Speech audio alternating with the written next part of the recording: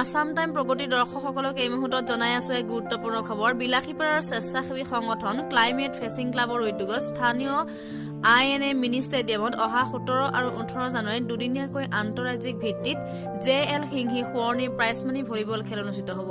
খেলখনত আগশাৰীৰ দল হিচাপে অংশগ্ৰহণ কৰিব উত্তৰ প্ৰদেশ, বিহাৰ, ঝাৰখণ্ড, দিল্লী, হাৰিয়ানা, পাঞ্জাব, ACB অসম, পশ্চিম বংগ, বিজনী আদি কেইবাটাও দলে। খেলখনত বিজয়ী দলক ট্ৰফিৰ সৈতে প্ৰাইজমানি হিচাপে 50,000 টকা আৰু বিজিত দলক ট্ৰফিৰ সৈতে 30,000 টকা আগবঢ়োৱা হ'ব।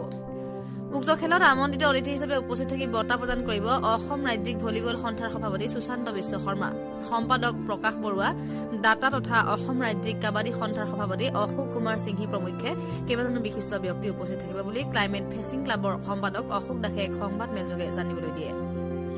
নেশ্যনেল লেভেলৰ বহুত খেলুৱৈ ইয়াত দেখিবলৈ পাব। পাঞ্জাৱ, হৰিয়ানা, ৰাজস্থান, পশ্চিমবংগ, অসমকে ধৰি বহুতকেইটা প্লেয়াৰ আহিব। 8খন দল ইতিমধ্যে আমাৰ মাজত যোগদান কৰিছে।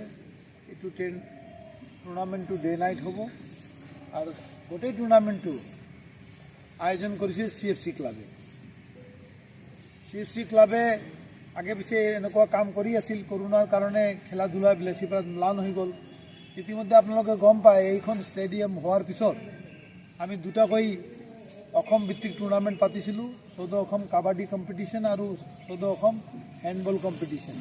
ইয়াৰ পৰা বহুত খেলুৱৈ নেশ্যনেল লেভেলৰ খেলিবলৈ সুযোগ পাইছিল। ইয়াৰ প্ৰতিভাক বিকাশ কৰিবৰ স্বাৰ্থে আমাৰ এই অঞ্চলৰ মানুহবিলাক যাতে খেলা ধূলাৰ প্ৰতি আকৰ্ষিত হয় তাৰ বাবে এইবিলাক খেলা আয়োজন কৰা হৈছে। ইয়াৰ পৰা বহুত ভাল ভাল খেলুৱৈ আহিব আৰু এই খেলৰ পৰা আমাৰ ল'ৰা ছোৱালীবিলাক শিকিব পাৰিব, টেকনিকটো জানিব পাৰিব। টেকনিক জানিলে তেওঁলোকেও পাৰ্টিচিপেট ভৱিষ্যতে কৰিব পাৰিব। ইয়াৰ পৰা ষ্টেট আৰু নেশ্যনেল লেভেলতো খেলুৱৈ আমি ওলোৱাৰ কাৰণে যোজা কৰি আছোঁ। তাৰ কাৰণে CFC ক্লাবে এটা অহম ভূমিকা পালন কৰি আছে। আগন্তুক দিন যাতে আৰু কেইবাটা টুৰ্ণামেণ্ট আমি পাতিব পাৰোঁ তাৰ বাবেও যোজা চলি আছে। সময় সাপেক্ষে আৰু অৰ্থৰ সাপেক্ষে আমি আগন্তুক দিনত আৰু কেইবাটা টুৰ্ণামেণ্ট পাতিবলৈ যোজা কৰিছোঁ। আমাৰ 14 অসম ভলীবল সন্থাৰ সভাপতি আৰু ছেক্ৰেটাৰী দুজনে আহিব। হয়তো তেওঁলোকে আমাৰ খেলখন চাই তেওঁলোকে অসম ভিত্তিত ভলীবল টুৰ্ণামেণ্টো পাতি দিব পাৰে। এইটো ডিপেণ্ড কৰিব আপোনালোকে কেনেকৈ মিডিয়াত ফ্লাছ কৰে, পাব্লিকক জনাব। আপোনালোকক ৰিকুৱেষ্ট জনোৱা হ'ল যাতে বহল ভিত্তিত প্ৰচাৰ কৰে যাতে বহুত মানুহ ইয়াত উপভোগ কৰিব পাৰে। আমি JL সিংহী memorial দিবানৈশ prize money national লেভেলৰ এটি ভলীবল টুৰ্ণামেণ্ট CFCৰ উদ্যোগত আমি অনুষ্ঠিত কৰিবলৈ ওলাইছোঁ।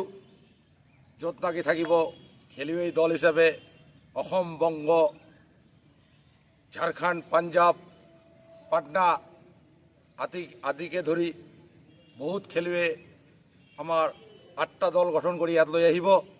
য'ত আমি প্ৰাইজ মানি হিচাপে champion trophy with prize money 50,000 আৰু runners up trophy with prize money 30,000 আমি দিম।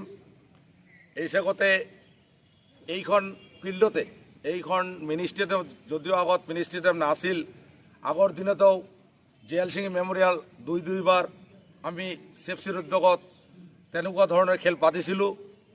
কিবা কাৰণবশতঃ COVID-19 আৰু আমাৰ অলপ ফাইনেন্সিয়েল ক্ৰাইচিছৰ বাবে যদিও আমি 2-4 বছৰ এই খেল আমি পাতিব পৰা নাই, কিন্তু আমাৰ অসম চৰকাৰ বিপণন অধ্যক্ষ শ্ৰীযুত অশোক কুমাৰ সিংহী জনোৱা মতে এইবেলিৰ পৰা আকৌ আমি ভলীবল, কাবাডী আৰু তেখেতে আৰু এটা কথা কৈছিল আমাক যে হকী টুৰ্ণামেণ্টটো ইয়াত কৰাৰ যোজনা আমি আৰম্ভ কৰিম। তেখেতৰ সহযোগত আমি আমাৰ বিলাসীপাৰাৰ খেলুৱৈসকলৰ মান উন্নত কৰাৰ বাবে এনেকুৱা ধৰণৰ খেল আমি আৰু পৰিচালনা কৰিম।